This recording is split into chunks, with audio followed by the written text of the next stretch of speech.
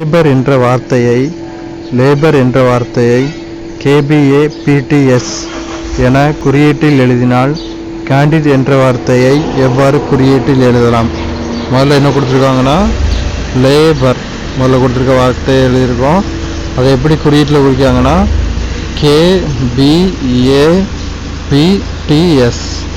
இந்த லெட்டர்ஸ் அப்படியே பாருங்கள், LK KL IJKL MN அப்படி வரும். ஸோ எல்லுக்கு முன்னாடி உள்ளது, ஏக்கு அடுத்து உள்ளது. எல்லுக்கு முன்னாடி உள்ள எழுத்தும் ஏக்கு அடுத்து உள்ள எழுத்து, பிக்கு முன்னாடி உள்ள எழுத்து ஓக்கு பின்னாடி உள்ள எழுத்து OP, யூக்கு முன்னாடி உள்ள எழுத்து TU, ஆருக்கு அடுத்து உள்ள எழுத்து RS. ஸோ முன்னாடி பின்னாடி அப்படி மாறி வருது. இதே மாதிரியே தான் கேண்டிடேட்க்கு என்ன வரும்னா, கேண்டிடேட்டுங்கிற வார்த்தையை முதல்ல நம்ம எழுதிக்கலாம். சிக்கு முன்னாடி உள்ள எழுத்து B, ஏக்கு பின்னாடி உள்ள எழுத்து B, BB இதில் தான் வருது. BB ரெண்டு ஆப்ஷனில் வருது, BDயில். ஸோ Nக்கு முன்னாடி உள்ள எழுத்து M. ஸோ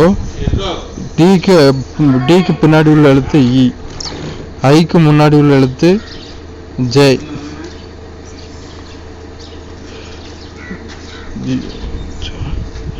H, ஐக்கு முன்னாடி உள்ள எழுத்து H, டிக்கு பின்னாடி உள்ள எழுத்து E. அப்போ நமக்கு ஆன்சர் BBMEHE, டி தான் வந்து நமக்கு ஆன்சர்.